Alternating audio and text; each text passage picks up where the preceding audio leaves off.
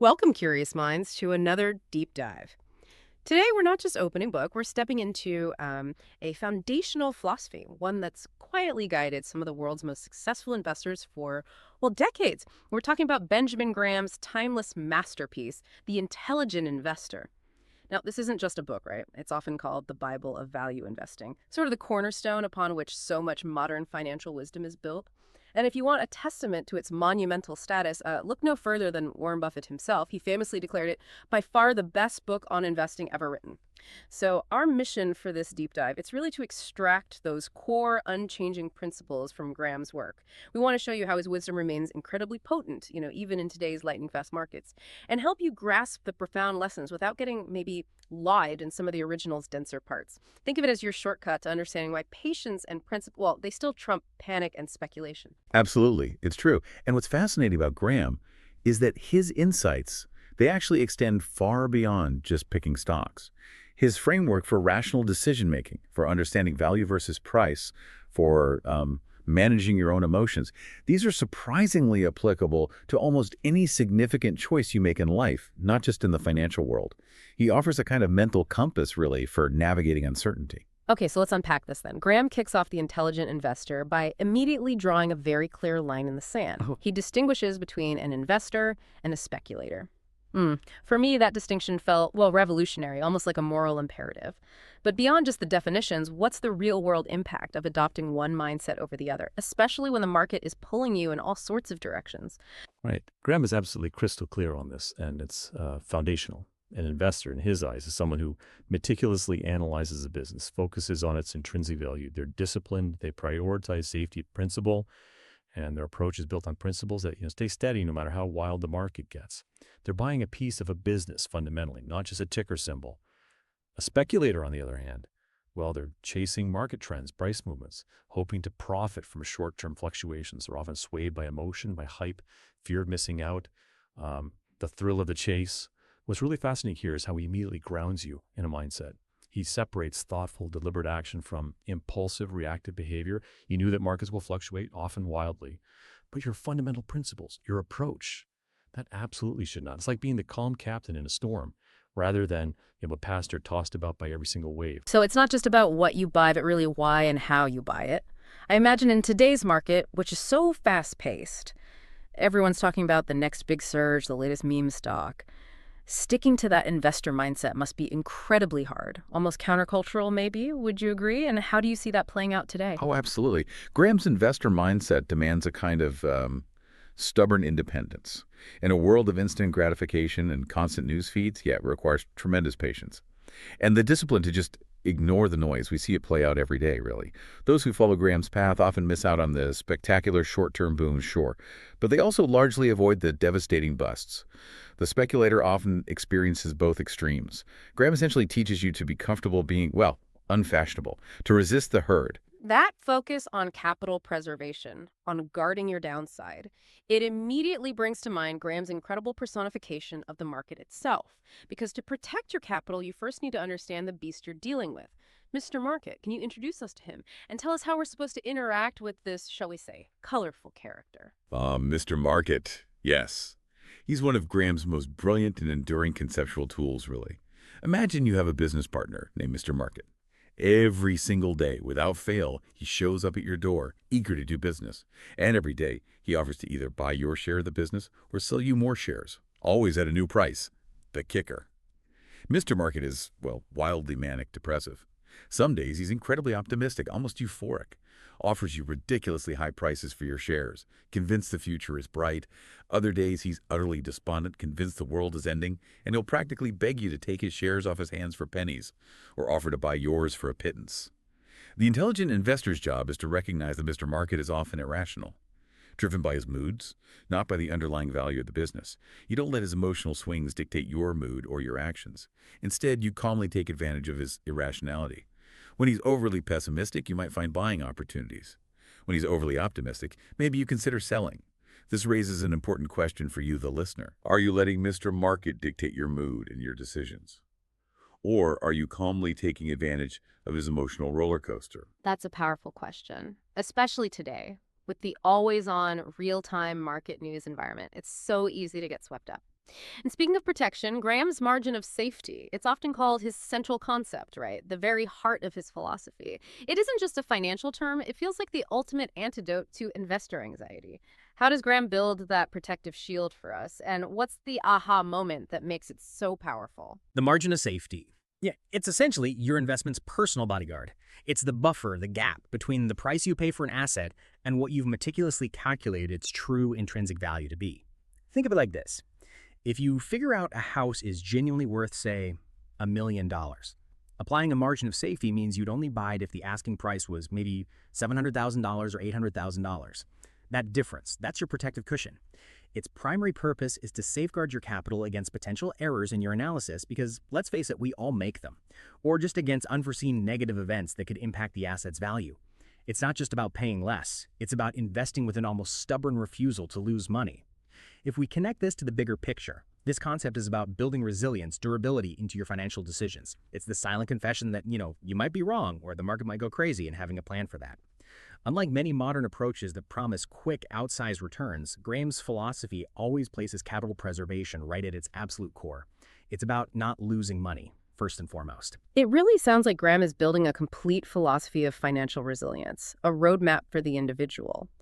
But he also understood, didn't he, that not everyone has the same time or inclination to dive deep into company financials. So he categorizes investors into two main types, defensive and enterprising. Mm-hmm.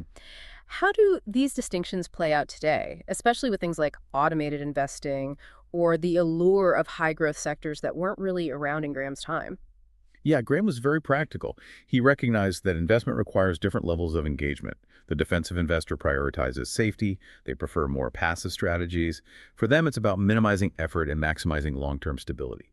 Think broad market diversification, like investing in index funds, maybe high-quality bonds. They're seeking consistent, reasonable returns without trying to beat the market or taking on, significant analytical burdens. They're essentially saying, I trust the overall economy and good management to deliver. Okay, and the enterprising investor. That sounds like more active involvement is involved. Precisely. The enterprising investor is someone willing to dedicate significant time and, frankly, intellectual effort to researching individual companies. They are the detectives, the deep divers, actively seeking out undervalued stocks, exploiting market inefficiencies that the defensive investor would simply ignore. This isn't just about picking stocks. It's about becoming a business analyst, digging into financial statements, understanding competitive advantages, truly analyzing a business from the inside out. Many active fund managers today still aspire to this, often using Graham's very blueprint. Graham isn't saying one type is inherently superior.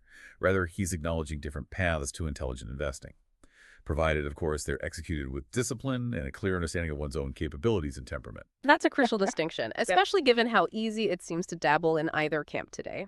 Which brings us to perhaps the most enduring lesson from Graham, one that really transcends investing and applies to, well, all areas of life. The psychology of decision-making. So what does this all mean for our temperament? Because it sounds like Graham is suggesting that our mindset, our emotional fortitude is maybe even more important than our raw intellect when it comes to investing, or perhaps any major decision. You've absolutely hit on perhaps the most timeless aspect of his work. Graham consistently emphasizes that temperament over sheer intellect is the most critical ingredient for long-term success. You can have the highest IQ, the most sophisticated financial models, but if you lack patience, if you're easily swayed by fear or greed, or if you just can't filter out the constant short-term noise from the market, you're likely to make costly mistakes. Graham believed that the ability to remain disciplined, to stick to your principles even when the market is chaotic, and to truly ignore the daily chatter, that's far more valuable than any fancy formula or trading algorithm. And what makes Graham's insights so remarkably contemporary is that human psychology fundamentally hasn't changed. The underlying drivers, fear, greed, herd mentality, they're exactly the same today as they were in 1949. The battle is often fought within ourselves, really, not against the market. That really hits home. So if the battle is fought within ourselves, what are some practical tactics, things Graham suggests, or maybe that you've seen work, for staying disciplined when the market is just screaming, either with irrational exuberance or, crushing despair? Well, Graham's most powerful tactic is surprisingly simple. Cultivate an analytical, business owner mindset. He suggests viewing your investments not as fluctuating stock prices, but as tiny ownership stakes in actual businesses. When you frame it that way, you're less likely to panic over daily price changes. You're more focused on the underlying health and prospects of the company. Practically, this means doing your homework, having conviction in your analysis, and then just ignoring Mr. Market's daily pronouncements most of the time. It's about setting up a mental firewall, almost a kind of meditation maybe, that protects you from the emotional contagion of the crowd. He also implicitly champions diversification, of course, which helps temper the impact of any single investment going awry, and that reduces the emotional stakes too.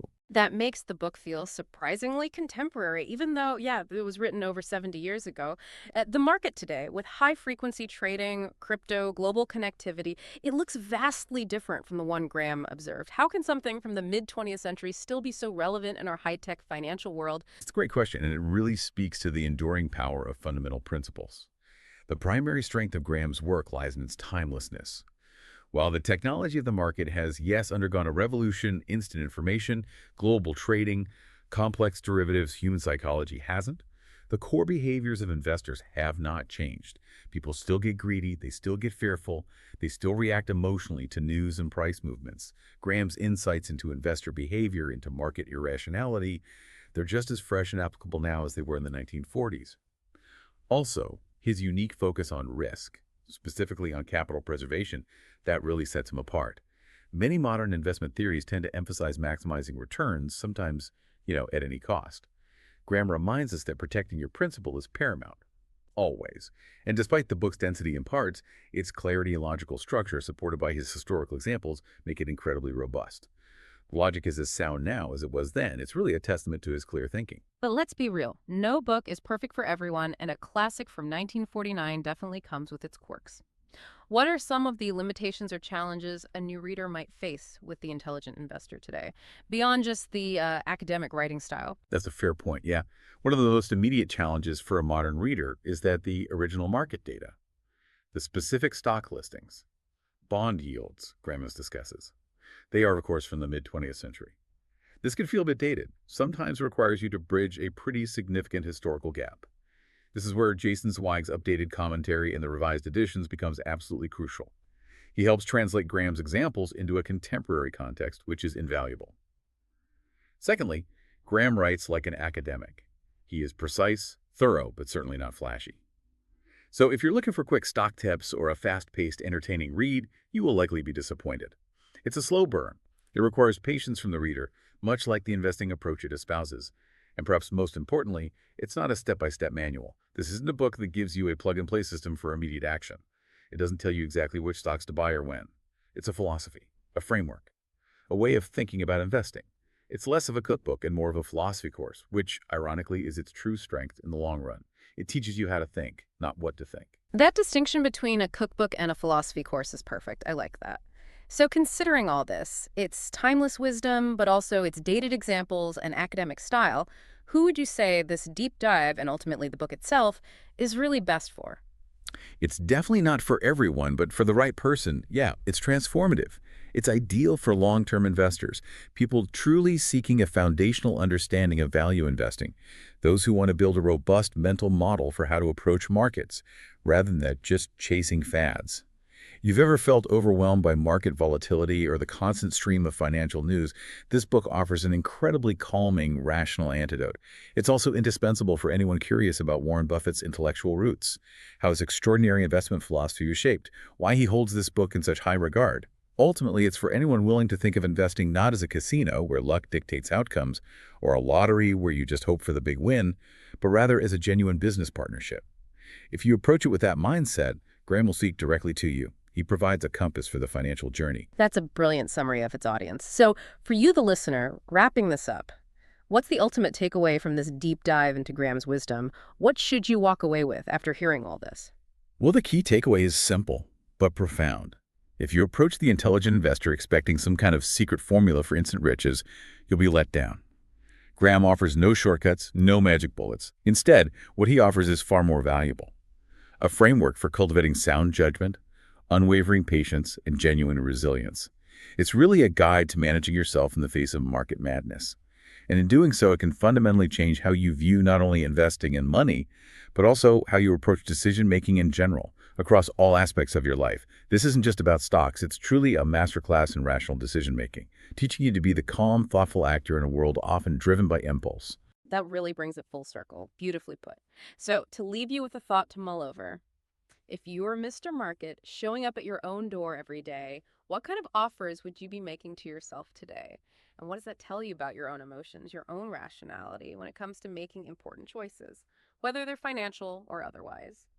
Thank you for joining us on this deep dive. Keep learning, keep questioning, and keep applying these timeless principles to your own lives.